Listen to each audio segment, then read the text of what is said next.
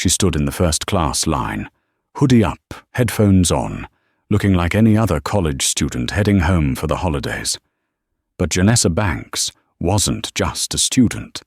She was a ghost, a Department of Justice lead investigator on a covert audit of the TSA and airport security profiling protocols. When a wealthy passenger mocked her and a power-hungry security officer dragged her into a windowless room, they thought they were taking out the trash. They didn't realize they were detaining the highest-ranking federal agent in the building. Watch what happens when a corrupt system picks a fight with the woman who writes the rules. This is Operation Gatekeeper. The fluorescent hum of Chicago O'Hare's Terminal 3 was a sound Janessa Banks knew better than her own heartbeat. It was 6:15 a.m., a Tuesday. The air smelled of burnt coffee and floor wax. Janessa adjusted the strap of her battered JanSport backpack. To the untrained eye, it looked like it held Biology 101 textbooks and maybe a bag of stale chips. In reality, it contained a high-definition body camera sewn into the strap, a heavily encrypted government laptop, and a badge that could freeze a local police chief in his tracks. But right now, the badge was tucked deep inside the inner lining. Right now, Janessa Banks was playing a role, the tired, underdressed, black college student trying to board a plane. "Excuse me," a sharp voice cut through the noise. "The economy line is back there, honey, way back there." Janessa didn't turn around immediately. She tapped the screen of her phone, checking the time. Her flight, American Airlines 1492 to D.C., was boarding in 10 minutes. She was standing in the priority first-class lane, Group 1. A manicured hand with a diamond ring the size of a knuckle tapped Janessa's shoulder. Hard. Janessa turned. Standing there was a woman who radiated, "Do not touch me" energy. She wore a beige cashmere coat that probably cost more than Janessa's undercover wardrobe combined. Her blonde hair was sprayed into a helmet of perfection. This was Mrs. Susan van der Hoven.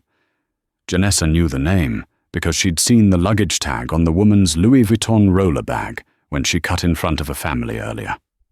"I'm talking to you," Susan snapped, clutching her boarding pass like a weapon. "This is priority. That means first class, military, people who paid." She looked Janessa up and down, her eyes lingering on Janessa's oversized Howard University hoodie and worn-out sneakers. "Not whatever this is." Janessa kept her face neutral. This was the test. This was exactly why the DOJ had sent her. "I know where I'm standing, Ma'am. I'm in Group 1. Susan let out a high-pitched, incredulous laugh that drew the attention of the gate agents. "Group 1? You? Did you steal that ticket? Or are you just hoping they won't notice you sneaking in before the actual paying customers?" "I have a ticket," Janessa said softly, her voice calm. "Just like you." "I doubt it is just like mine," Susan sneered. She turned to the gate agent, a man named Kevin, who looked exhausted, but she bypassed him and waved frantically at a security officer standing near the podium. "Officer! Officer, over here, we have a situation." The officer turned. His name tag read G. Miller. Greg Miller. He was a man in his mid-40s, thick around the middle, with a buzz cut and a look of permanent annoyance. He hiked up his duty belt and walked over, his eyes instantly locking on to Janessa. He didn't look at Susan. He didn't look at the other passengers. He looked at the hoodie. "What's the problem here?" Miller asked, his voice booming unnecessary volume. "This person," Susan gestured at Janessa as if she were a stray dog, "is blocking the priority lane. She refuses to move to economy. She's being aggressive." Janessa almost smiled. She hadn't moved an inch. She hadn't raised her voice. "Officer, I am simply waiting to board. I have a first-class ticket." Miller stepped into Janessa's personal space. He was close enough that she could smell the stale tobacco on his breath. "Let me see the ticket." Janessa pulled up the QR code on her phone. Miller didn't scan it. He didn't even read the name.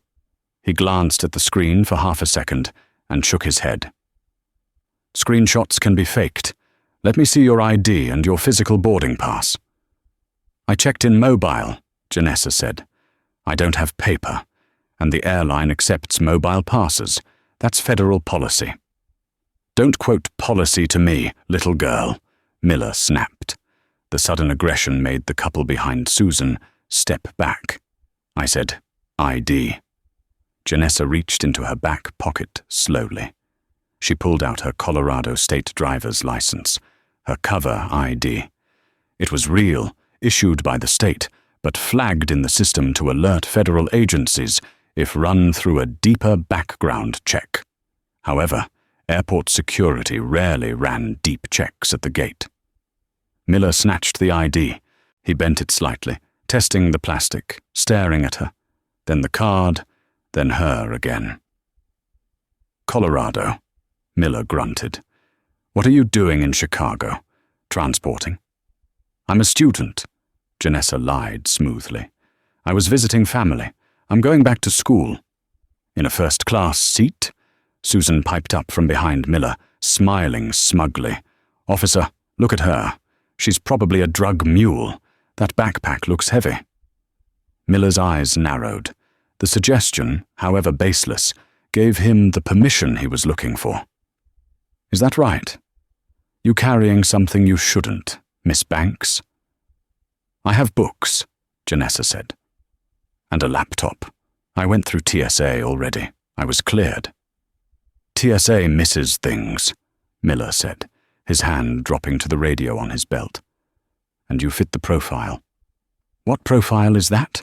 Janessa asked, her voice hardening just a fraction. "The profile of a paying customer." Miller's face turned red. He wasn't used to pushback. He was used to fear. "That's it. You're coming with me. We're going to do a secondary screening, right now." "My flight leaves in 10 minutes, Janessa stated.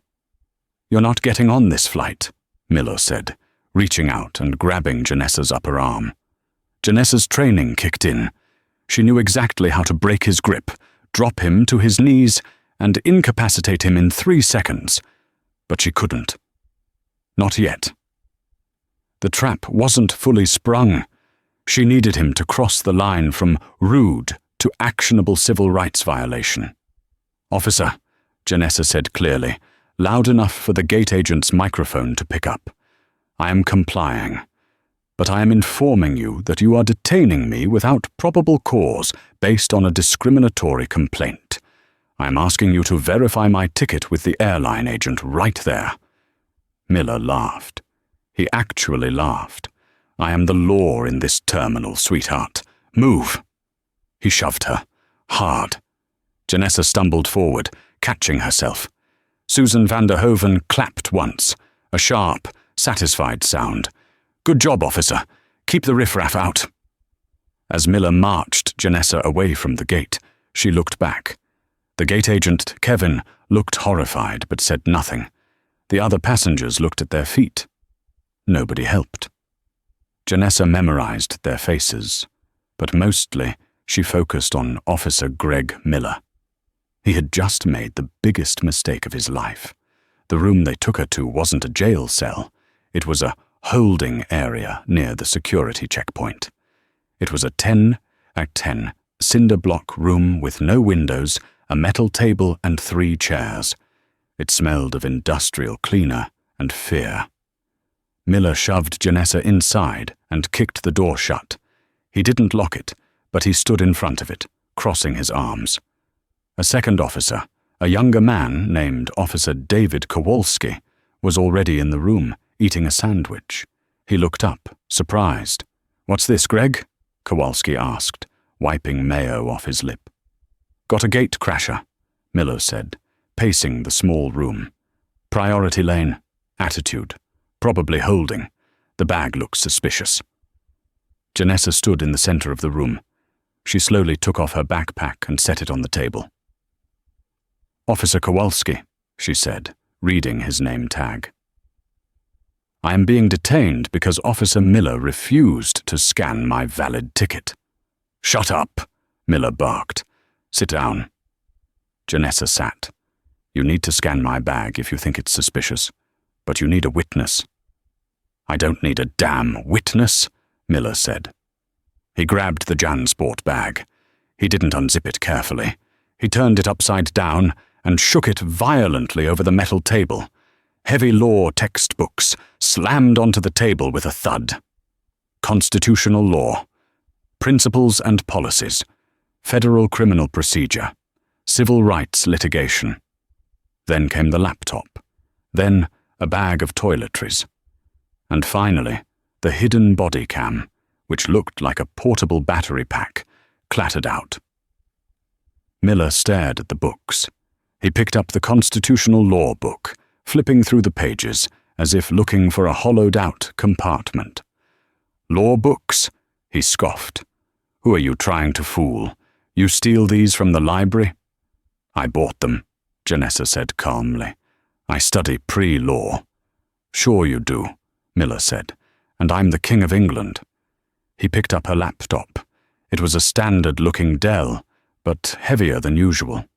"Turn it on." "I can't do that," Janessa said. "It contains privileged information." "Privileged?"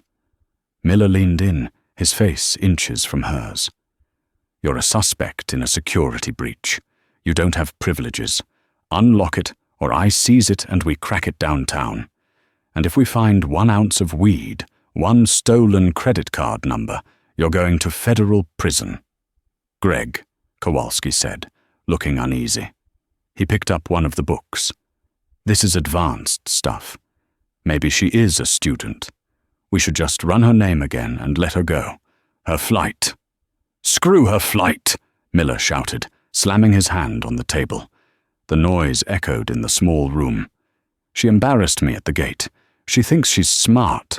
I want to know who she really is. People like her don't fly first class unless they're doing something illegal." Janessa's heart rate hadn't gone above 70. She watched Miller unravel. He was checking every box on the DOJ violation list: racial profiling, excessive force, destruction of property, unlawful detention, failure to verify credentials. "Officer Miller," Janessa said, her voice dropping an octave, losing the scared student tremble she had affected earlier.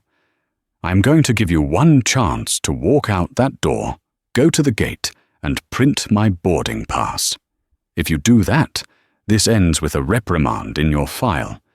If you continue, you will lose your pension." Miller froze. The change in her tone was jarring. It wasn't the voice of a college kid anymore. It was the voice of authority. For a second, doubt flickered in his eyes. But his ego was too big. He couldn't back down in front of Kowalski. "You threatening me?" Miller whispered. "You threatening a federal security officer?" "I'm advising you," Janessa said.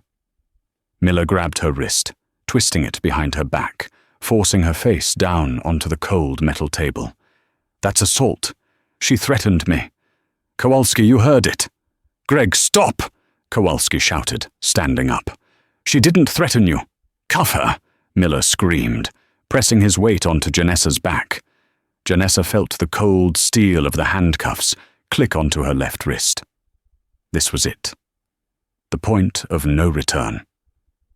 "Officer Miller," Janessa said, her face pressed against the table, her voice muffled but steady. "In the front pocket of the backpack, the black leather wallet. Open it." "I'm not opening your wallet. I'm booking you," Miller yelled. He wrenched her other arm back.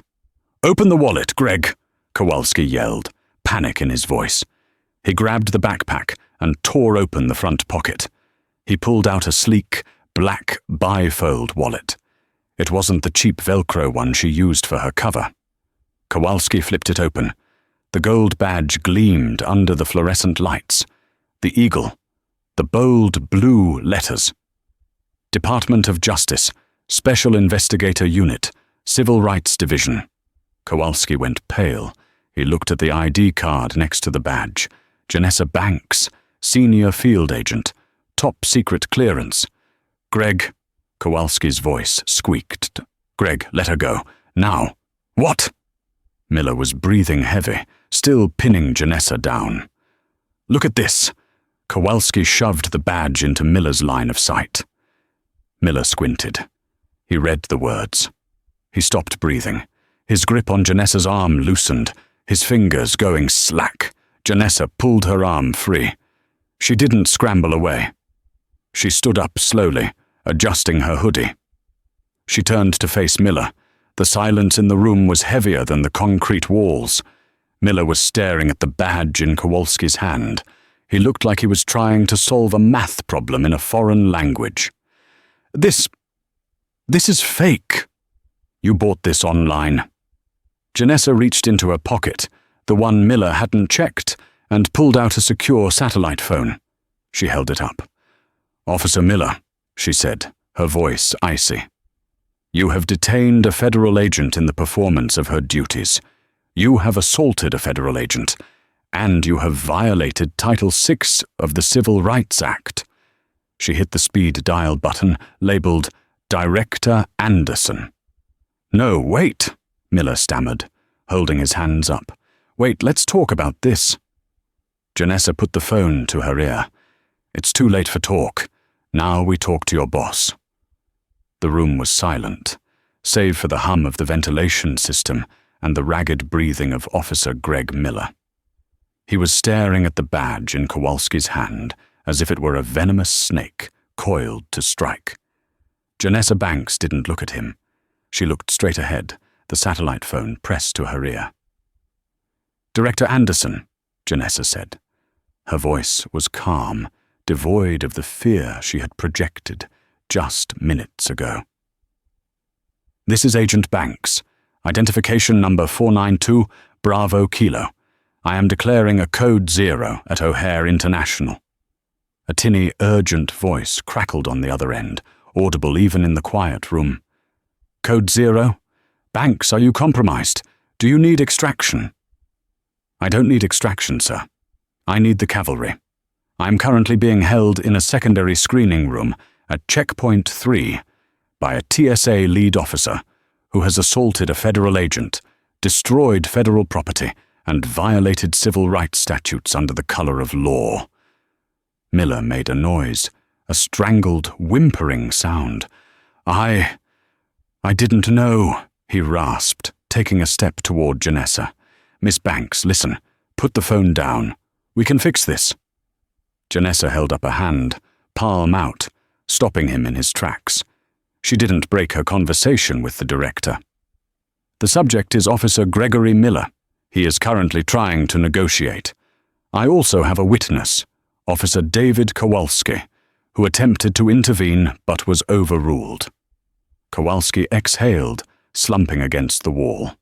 He knew his career hung by a thread, but at least Janessa had acknowledged he tried to stop it. I'm contacting the Federal Security Director, FSD, for O'Hare right now, Director Anderson said, his voice hard as iron. And I'm patching in the FBI Chicago field office. Banks, are you injured? Janessa rotated her shoulder. It throbbed where Miller had twisted it. Minor contusions, nothing broken. But Director, the inciting incident involved a civilian passenger who utilized security as a personal weapon. I need her flight held. You want to ground a plane? Miller blurted out. You can't do that. The airlines will have my head. Janessa ignored him. American Airlines flight, Office 92 to D.C., passenger name, Susan van der Hoven, seat 2A. She filed a false report that led to this detention. She is a material witness and a suspect in a conspiracy to violate rights. Do not let that plane leave the gate. Consider it done, Anderson said. Sit tight, Banks. The world is about to come down on that room. The line went dead. Janessa slowly lowered the phone and slipped it into her pocket. She picked up her handcuffs from the table, the ones Miller had tried to put on her, and spun them around her finger. You. Miller was sweating profusely now, large droplets running down his red face. You set me up. This was a trap. You came here looking for this. I came here looking for professionalism, Janessa said, leaning back against the table. I came here to see if the complaints we received about this terminal were true. Complaints about profiling, about aggression, about officers who think the badge makes them gods. She looked him dead in the eye. I stood in a line, Officer Miller. That is all I did. You did the rest. Miller looked at the door. He was calculating. If he ran, where would he go? He was in a secure airport. There was nowhere to hide. David, Miller said, turning to his younger partner, his voice trembling. David, you got to back me up. She was belligerent. She refused to identify. You saw it. Kowalski looked at Miller, then at Janessa, then at the badge still in his hand. He slowly placed the badge on the table next to Janessa. She offered her ID, Greg, Kowalski said quietly. You bent it. She offered her ticket. You refused to scan it. She told you to check the wallet. You told me to cuff her. You traitor! Miller lunged at Kowalski. Sit down! Janessa's voice cracked like a whip.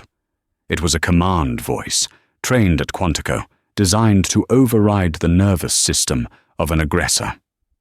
Miller froze. Sit in that chair, Janessa ordered, pointing to the metal chair opposite the table, and keep your hands where I can see them. If you move, I will consider it a secondary assault, and I will defend myself with necessary force. Do you understand? Miller, a man who had bullied thousands of passengers, who had made grown men cower for forgetting to take off a belt, crumpled. He sat down. His shoulders shook. My pension, he whispered. I'm 2 years away from my pension. You should have thought about that, Janessa said coldly, before you put your hands on me. 10 minutes, that was all it took. The door to the holding room didn't just open. It was thrown open with enough force to bounce off the rubber stop. Standing in the doorway was a phalanx of suits and uniforms. At the front was Chief Robert Graves, the Federal Security Director for O'Hare. He was a tall man with silver hair and a face that looked like it was carved from granite. Behind him were 2 FBI agents in windbreakers and 3 airport police officers. The tiny room suddenly felt very crowded. Agent Banks? Chief Graves asked, his eyes scanning the room. He bypassed Miller completely, focusing solely on the woman in the hoodie. Chief Graves, Janessa nodded. She reached into her pocket and produced her credentials again, officially presenting them.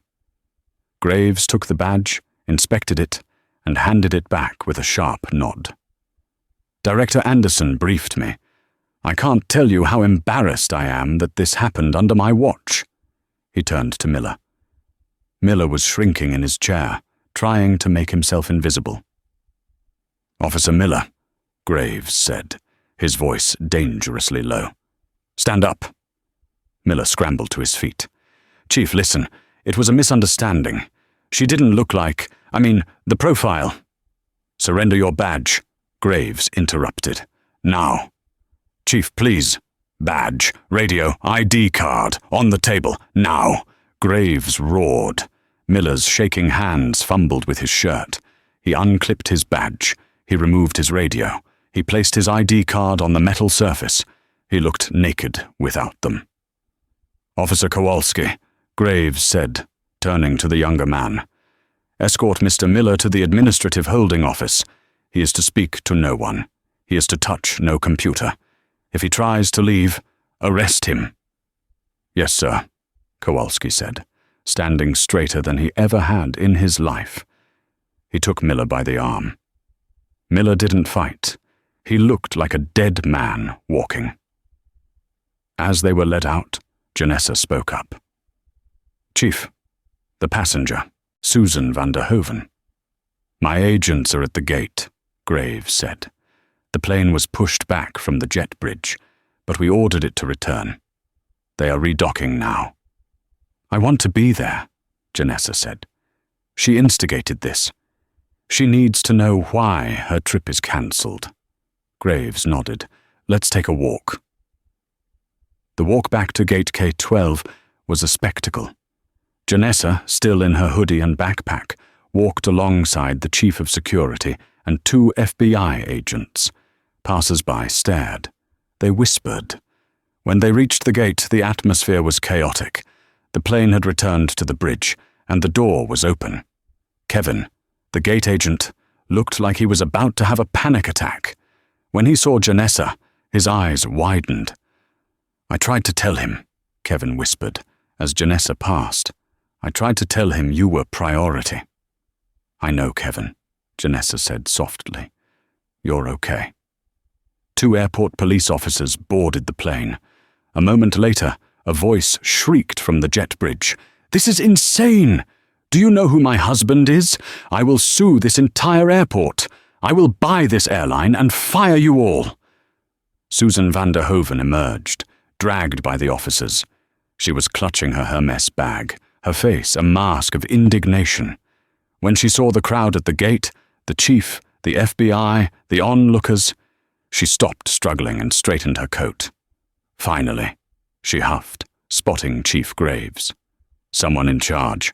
Officer, arrest these men. They dragged me off my flight. Then she saw Janessa. Janessa stood with her arms crossed, the badge now clipped visibly to the waistband of her jeans, catching the light. Susan blinked. She looked at the badge. She looked at Janessa's face. You, Susan stammered. The girl from the line, the riffraff. That Special Agent Banks, Chief Graves said, his voice booming through the gate area. Department of Justice? Susan's mouth opened, but no sound came out. Mrs. van der Hoeven, Janessa said, stepping forward. The entire gate area went silent. You filed a formal security complaint, claiming I was aggressive and potentially carrying contraband. You claimed I was blocking the line. Well, you looked. Susan's eyes darted around. It was a mistake. I was stressed. You profiled me. Janessa corrected her. You saw a black woman in a hoodie in the first-class lane, and you decided I didn't belong. And because of your lie, a federal officer is losing his job, and I was assaulted. I didn't tell him to assault you, Susan cried. I just wanted you moved. You made a false report to a federal law enforcement officer. One of the FBI agents stepped in. That is a felony, ma'am, under 18 U.S. Code, Section 1001. Felony? Susan sounded like she was choking. I have a gala to get to in D.C. You're not going to D.C., Janessa said calmly. You're going to the same room I was just in, and you're going to answer some questions. Janessa nodded to the police officers, read her rights. As the officers took Susan's arms, she began to scream. It wasn't the scream of a victim. It was the scream of entitlement, shattering against reality. No, you can't. Do you know who I am? We know exactly who you are, Janessa said, as they dragged her away. You're a suspect. 2 hours later, the setting had changed. Janessa was no longer in the dirty holding cell.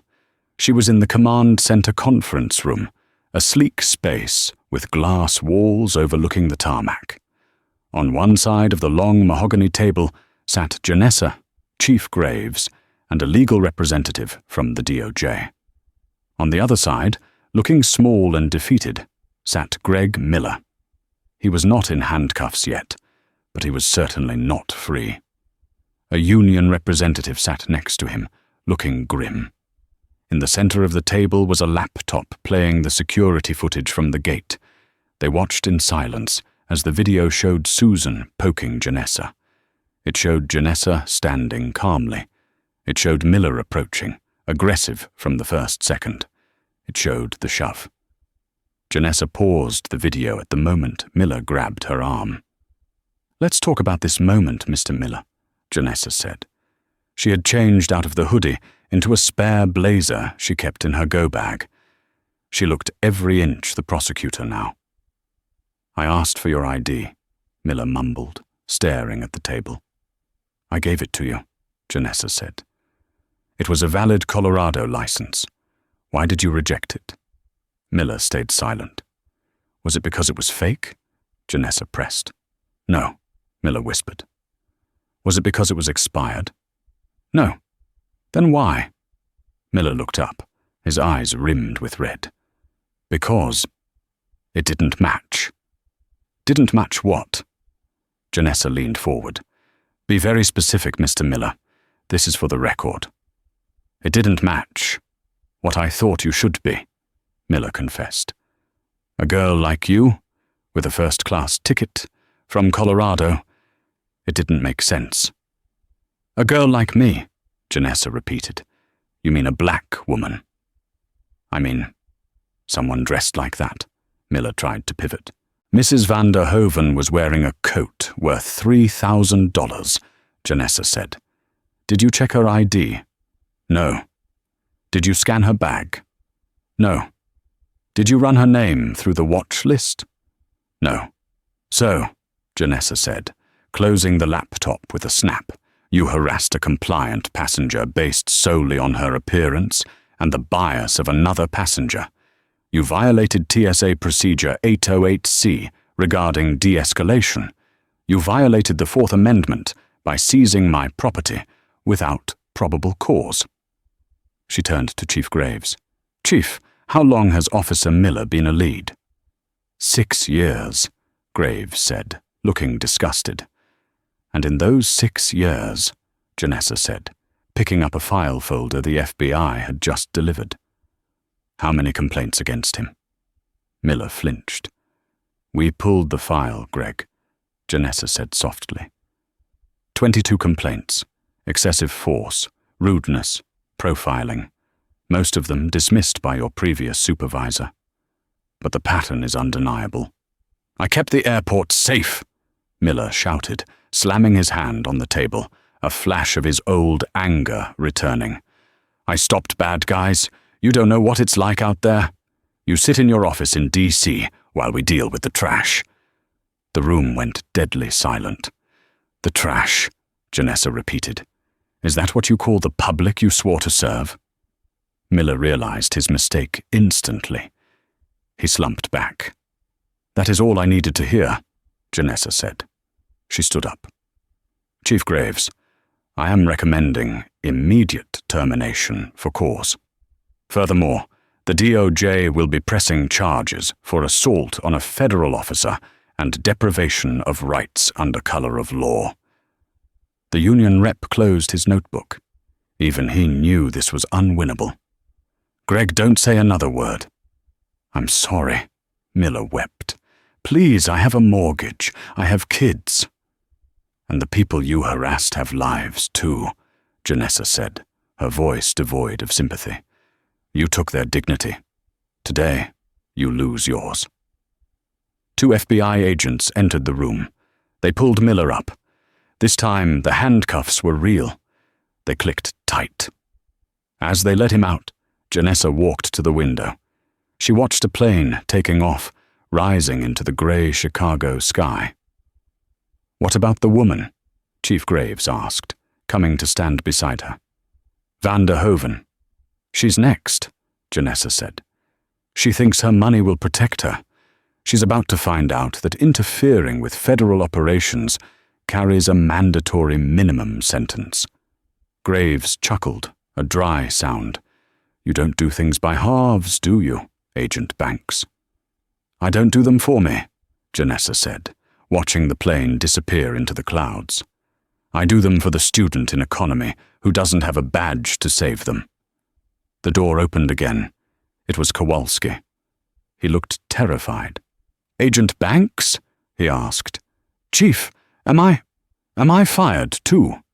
Janessa turned. She looked at the young officer who had tried, however feebly, to do the right thing. The silence in the command center conference room was not empty. It was heavy, suffocating, and charged with the static of a career about to end. The blinds were drawn against the gray Chicago afternoon, casting long shadows across the mahogany table where Officer David Kowalski stood. He looked small, without his cap, which he twisted nervously in hands that had gone white at the knuckles.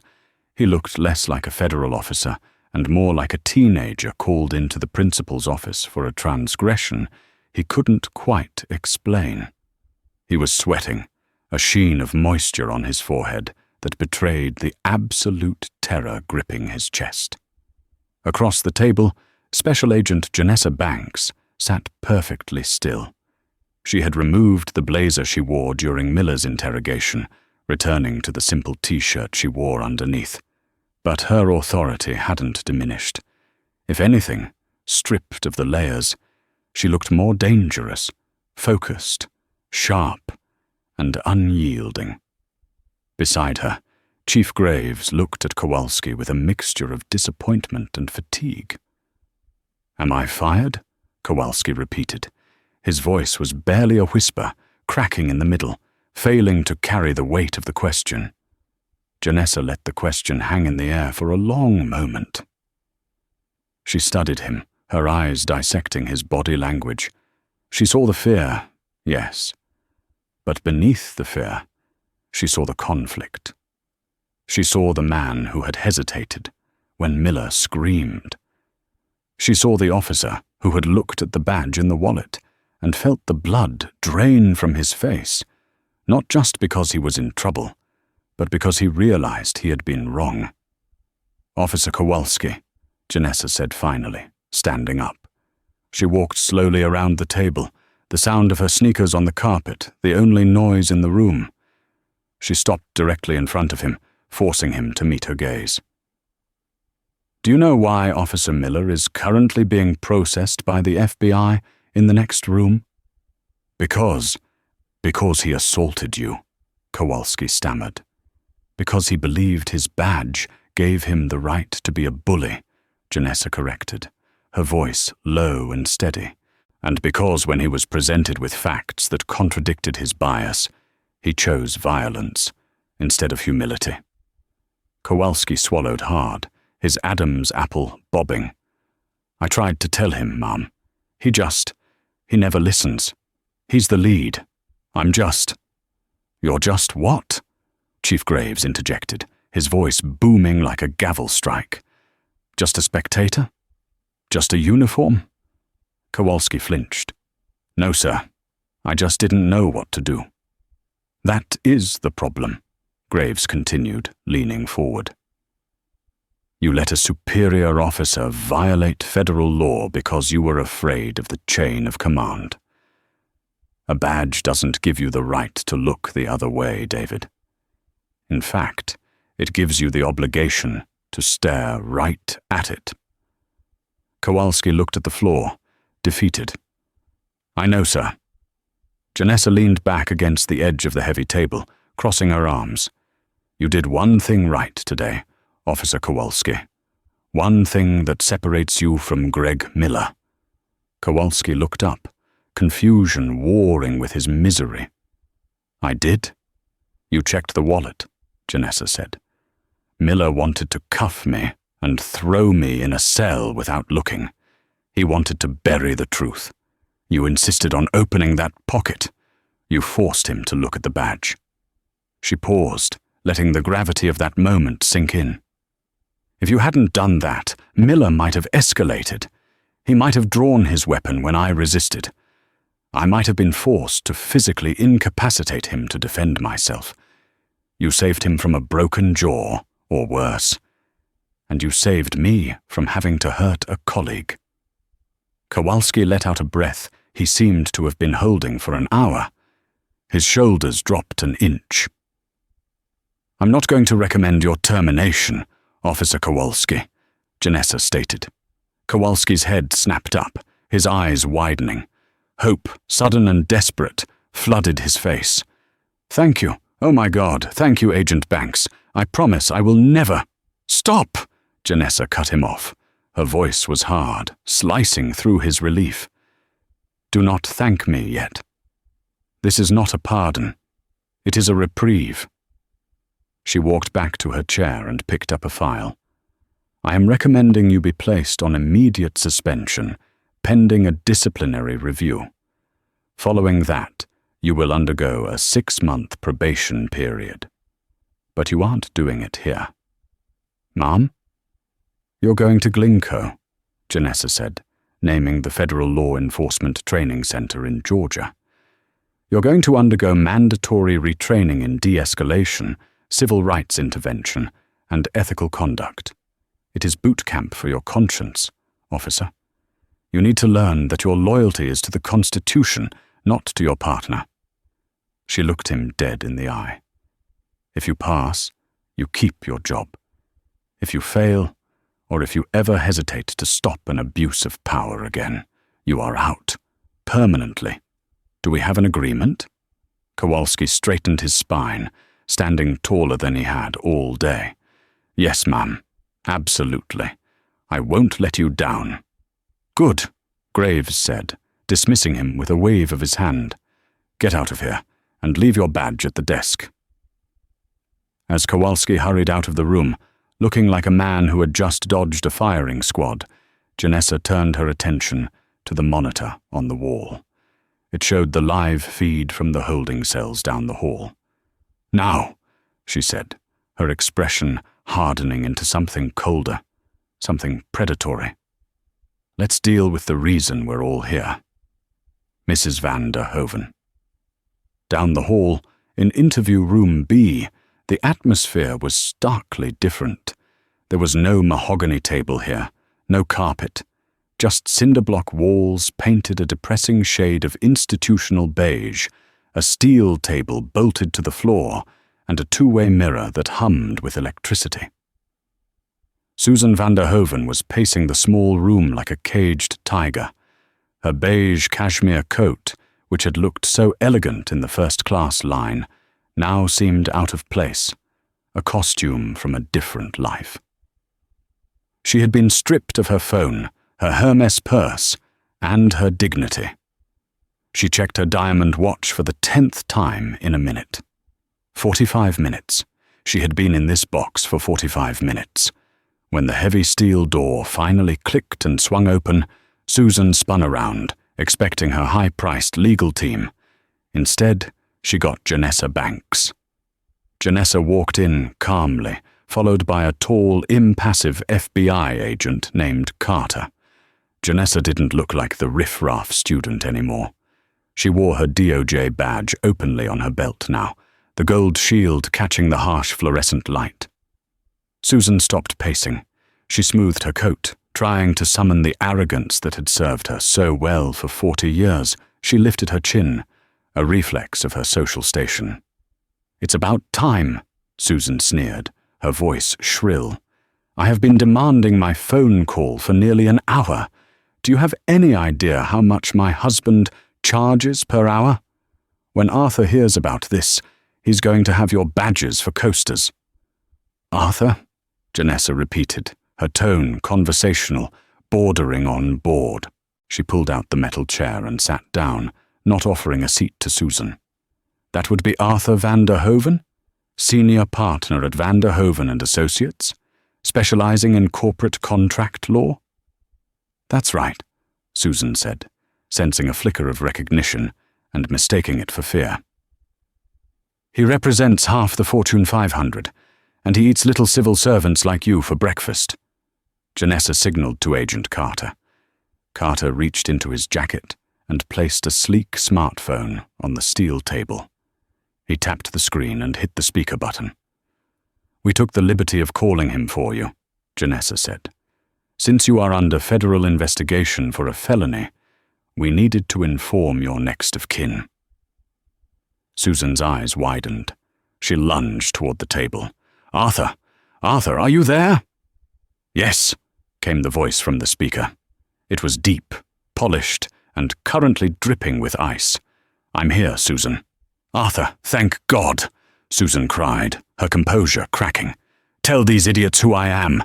They dragged me off the plane. They arrested the police officer who was helping me. It's a nightmare. Get down here right now and fix this. There was a silence on the line. It wasn't the silence of a dropped call. It was the silence of a man calculating his exposure. "I'm not coming, Susan," Arthur said. His voice was devoid of warmth. Susan blinked, freezing. "What? What do you mean you're not coming? Bring the firm's jet if you have to. I need—" "Shut up, Susan," Arthur snapped. The command was so sharp, so unexpected, that Susan actually recoiled as if slapped. "Do you have any idea what you've done?" I haven't done anything," Susan stammered. I just got off the phone with the U.S. Attorney's office in Chicago," Arthur interrupted, his voice low and dangerous. "They tell me you are being charged with interference with a federal investigation and filing a false report against a Department of Justice investigator. They have video, Susan. Video of you screaming at a federal agent." "It wasn't a federal agent," Susan shrieked, pointing a trembling finger at Janessa. "It was just some girl in a hoodie. She looked like a thug. She didn't belong in first class." "Stop talking," Arthur hissed. "Every word you say is being recorded. Do you understand the position you have put me in? My firm represents 3 major airlines. 3? United, American, Delta. I negotiate their liability contracts." Susan went pale. The reality was beginning to seep through the cracks of her denial. "Do you know what happens to my contracts if my wife, the wife of the senior partner, is convicted of grounding a flight due to racial profiling and interfering with airport security?" Arthur continued, his voice rising in volume. "I am currently in a meeting with the managing board. We are discussing damage control. You have become a liability." "Arthur." Susan's voice was small now, the fight draining out of her.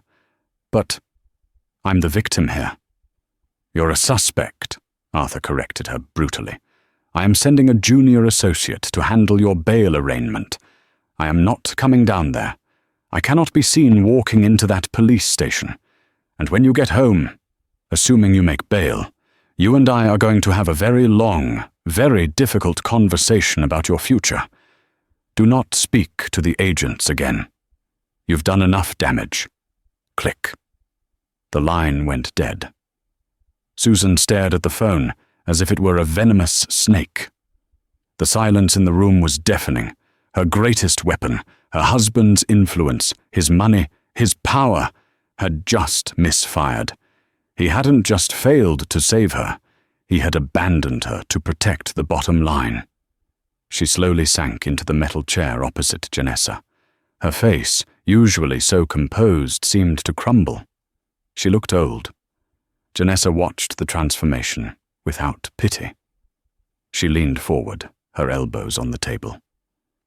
"Mrs. van der Hoeven," Janessa said softly, "your husband is worried about his contracts. He's worried about his reputation. But you?" Janessa paused, letting a sharp, dangerous smile touch her lips. "You should be worried about your freedom. The FBI is seizing your luggage right now. We're going to search everything, every pill bottle, every pocket, every seam." Susan looked up, terror in her eyes. "Why?" "Because you claimed you were concerned about drugs," Janessa said, throwing Susan's own lie back in her face. "You told the officer I looked like a mule. So, we're going to take that accusation very seriously. We're going to bring in the dogs, just to be thorough." Susan whispered, tears finally spilling onto her expensive coat. "I just wanted to get on the plane first. I just wanted—" "Order." "You wanted to feel superior," Janessa corrected her. "You wanted to remind everyone that you were important, and they were not. And the price of that feeling is going to be very, very high." Janessa stood up and signaled Agent Carter to take over. "Process her," Janessa ordered, turning her back on the sobbing woman. "And make sure she gets the standard screening. No priority lane this time." 6 months later, the grey sleet of a Washington, D.C. winter lashed against the reinforced glass of the Department of Justice headquarters. Inside the warmth of her corner office, Special Agent Janessa Banks sat in silence, the only light coming from the desk lamp illuminating the thick dossier before her. The cover was stamped in red. Operation Gatekeeper, Final Disposition. It had been half a year since the incident at O'Hare, but the ripples were still being felt across the entire transportation security network.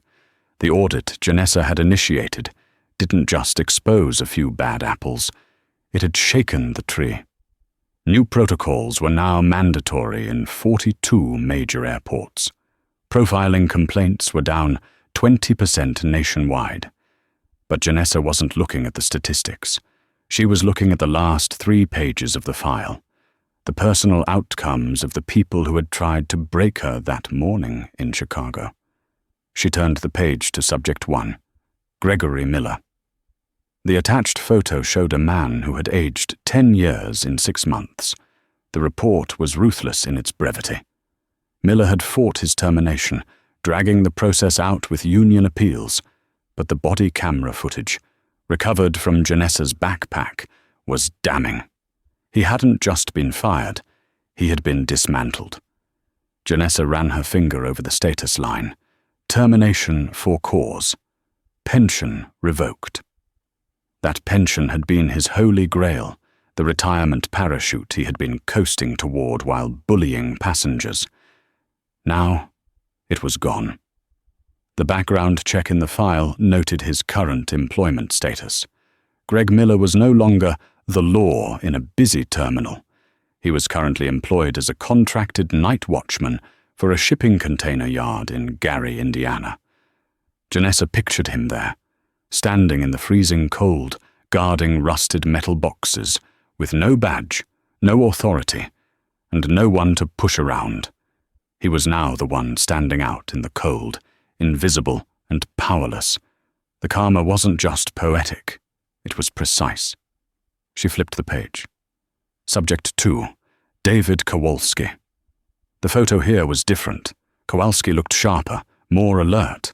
The fear that had defined him in the interrogation room was gone. Status, active duty, probationary period, complete. Kowalski had been given a choice: resign or endure the grueling retraining program at the Federal Law Enforcement Training Center in Glencoe, Georgia. He had chosen the work. The instructor notes in the file were glowing. They described an officer who had become hyper-vigilant about civil rights protocols. Just last week, a report indicated Kowalski had stepped in to de-escalate a situation between a rookie officer and a confused elderly tourist. He hadn't just saved his career, he had found his spine. Janessa smiled. Kowalski was the legacy of the operation, proof that the system could be fixed if you saved the people willing to learn. Then she turned to the final page. Subject 3, Susan van der Hoven. Janessa leaned back in her chair. If Miller's fate was tragic, Susan's was catastrophic. The investigation had triggered a domino effect in Susan's perfectly manicured life. The video of her screaming, "Do you know who I am?" had leaked, not by the DOJ, but by a passenger who had been filming from the gate. The optics were a nightmare for her husband's law firm. Arthur van der Hoven had filed for divorce 2 months after the incident, citing irreconcilable differences that looked suspiciously like damage control for his business contracts. But the real blow wasn't the divorce, it was the sentence. Susan had pleaded guilty to interference with a federal investigation to avoid jail time. She paid a $50,000 fine, which she likely considered a nuisance fee. However, the judge, a no-nonsense woman named Judge Sterling, had decided that a fine wasn't enough for a woman who thought she owned the sky. Janessa read the bold text at the bottom of the sentencing order. Defendant is placed on the federal no-fly list for a period of 5 years. Janessa let out a low, satisfied breath. For a woman whose identity was wrapped up in Paris fashion weeks, Aspen ski trips, and Caribbean escapes, this was a prison sentence without bars. Susan van der Hoeven was grounded. If she wanted to go anywhere, she would have to drive, take a train, or sit on a Greyhound bus. She had demanded priority access. The law had given her zero access. Janessa closed the file with a heavy thud. The chapter was closed. She stood up and walked to the coat rack. She stripped off her blazer, the uniform of the high-ranking federal agent. She pulled on a faded denim jacket, a grey beanie, and looped her thumbs through the straps of the battered JanSport backpack, the same one that had carried the evidence that took down Miller. She caught her reflection in the darkened window. She didn't look like Special Agent Banks, the woman who commanded the respect of directors and chiefs. She looked like a tired traveler. She looked like someone who could be pushed around. She looked like a target. Perfect, she whispered. Her phone buzzed with a new itinerary. There were reports of systemic civil rights violations at a Greyhound terminal in Atlanta. Passengers were being shook down, harassed, and intimidated by private security contractors. They needed someone to go in. Someone who could take the heat. Janessa Banks opened her office door and stepped out into the hallway, leaving the comfort of the headquarters behind. She knew the truth that people like Miller and Susan never understood. The only way to fix a broken system is to let it try to break you, and then reveal that you are made of steel. And that is how one arrogant remark brought down an entire corrupt system. Greg Miller lost the power he abused to freeze in a warehouse yard. Susan van der Hoeven lost the luxury she worshipped to be grounded for 5 years. And Janessa Banks proved that you should never judge a book by its cover, especially when that book is the U.S. Department of Justice. In the end, justice wasn't just served. It was delivered first class. If you enjoyed this story of undercover justice and instant karma, please smash that like button. It really helps the channel grow. Don't forget to subscribe and hit the notification bell so you never miss a new story. Have you ever seen someone get profiled at an airport? Tell us your story in the comments below. Thanks for watching, and stay safe out there.